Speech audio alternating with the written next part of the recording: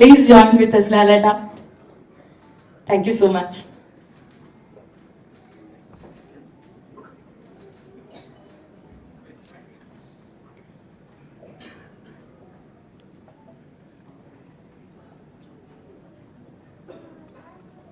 Coffee is not.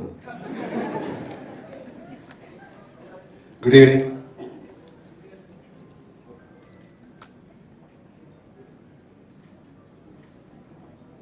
മലയാളികൾ ഇത്രയധികം celebrate ചെയ്ത ഒരു സിനിമ ഉണ്ടാവുന്ന എനിക്ക് സംശയമാണ്. ഇപ്പോഴും അതിൻ്റെ സെലിബ്രേഷൻ നടക്കുന്നു എന്ന് പറയുന്നത് ഒരു അത്ഭുതമാണ്. ചില കാര്യങ്ങൾ അങ്ങനെയാണ്, അതിന് പകരം വയ്ക്കാൻ പറ്റാതാകും. ചില അത്ഭുതങ്ങൾ സംഭവിക്കും. അങ്ങനെ സംഭവിച്ച സിനിമയിലെ ഒരു അത്ഭുതമാണ് കിരീടം എന്നാണ് ഞാൻ വിശ്വസിക്കുന്നത്. ഇവിടെ അഭിനയിച്ച ആൾക്കാരെ പറ്റി പറയുന്നില്ല, കാര്യം അവരാരും നമ്മളെ വിട്ടു പോയിട്ടില്ല എന്ന് വിശ്വസിക്കുന്ന ഒരാളാണ് ഞാൻ. കാര്യം എല്ലാ ദിവസവും അവരെ കാണുന്നുണ്ട്, പക്ഷെ നമ്മൾ അഭിനയിക്കുന്ന ആ ഫ്രെയിമിൽ അവരില്ല. അതിലാരും ഇപ്പൊ ജീവിച്ചിരിപ്പില്ലെന്ന് സങ്കടത്തോടെ പിന്നെയാണ് മനസ്സിലാക്കുന്നത്. അപ്പൊ അവരെ മനസ്സിൽ ഓർക്കുന്നു എല്ലാവരെയും. രോഹിയുടെ ഒരുപാട് സിനിമകൾ പിന്നെ എനിക്ക് ചെയ്യാൻ സാധിച്ചു. ഇങ്ങനെ പറയുമ്പോഴാണ് പല കാര്യങ്ങളും ഞാൻ ഓർക്കുന്നത്. തുവാനത്തുള്ളികളുടെ സെറ്റിൽ ഞാനും പാർവതിയായിട്ട് അഭിനയിക്കുന്ന സിനിമയാണ്. അവിടെയാണ് വന്ന് ഇതിന്റെ കഥ പറയുന്നു, അല്ലെങ്കിൽ ഒരു സിനിമ ഉണ്ടാകും എന്ന് പറയുന്നതൊക്കെ ഞാൻ ഇപ്പോഴാണ് മനസ്സിലാക്കി. ഞാൻ മറന്നുപോയി. എല്ലാവരുമായിട്ടും വളരെയധികം സ്നേഹബന്ധം അതിപ്പോഴും തുടരുന്നു.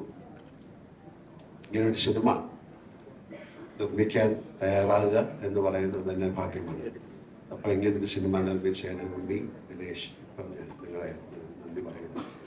വിജയകുമാർ, സിബി, അല്ലെങ്കിൽ കുമാർ, വേദപ്പുറം സാർ, ശ്രീകുട്ടൻ, ഇതിൽ അഭിനയിച്ച എല്ലാവരും, ഇരിക്കുന്ന എല്ലാവരും, ഇതിന്റെ പുറകിൽ പ്രവർത്തിച്ച എല്ലാവരും ഞാൻ ഈ ബിഗ് താങ്ക്സ് ടു NFDC. അതാണ് അങ്ങനെ എത്താൻ ഏറ്റവും വലിയ താങ്ക്സ് പറയേണ്ടത്. പലപ്പോഴും നമ്മുടെ സിനിമയുടെ ഒന്നും ഒരു റെസ്റ്റോറേഷൻ ഒന്നും നമുക്കില്ല. ഒരുപാട് സിനിമകൾ നമ്മുടെ സിനിമകൾ നഷ്ടപ്പെട്ടു പോയി, അതിൻ്റെ പ്രിന്റുകളൊന്നുമില്ല. പക്ഷേ ഇതാണ് അതിൻ്റെ ഒരു നന്മ കൊണ്ട് മാത്രമായിരിക്കാം. എനിക്ക് തോന്നുന്നത് നാഷണൽ അവാർഡൊക്കെ കിട്ടിയത് കൊണ്ട് അതിൻ്റെ ഒരു പ്രിന്റ് ആർക്കൈവ്സിലേക്ക് പോയതായിരിക്കും. എനിക്ക് ഏറ്റവും സന്തോഷകരമായ ഒരു കാര്യം എന്ന് പറയുന്നത്, ഞാൻ സിനിമയിൽ അടുത്ത വർഷം കഴിഞ്ഞാൽ 50 വർഷമായി. ആദ്യത്തെ സിനിമ കഴിഞ്ഞ പിന്നെ രണ്ടാമത് മഞ്ഞിൽ വിരിഞ്ഞ പൂക്കൾ എന്ന സിനിമയിലേക്ക് എൻ്റെ അവസാന ദിവസമാണ് ഞാൻ പോകുന്നത്. പലർക്കും അറിയാവുന്ന കാര്യമായിരിക്കും.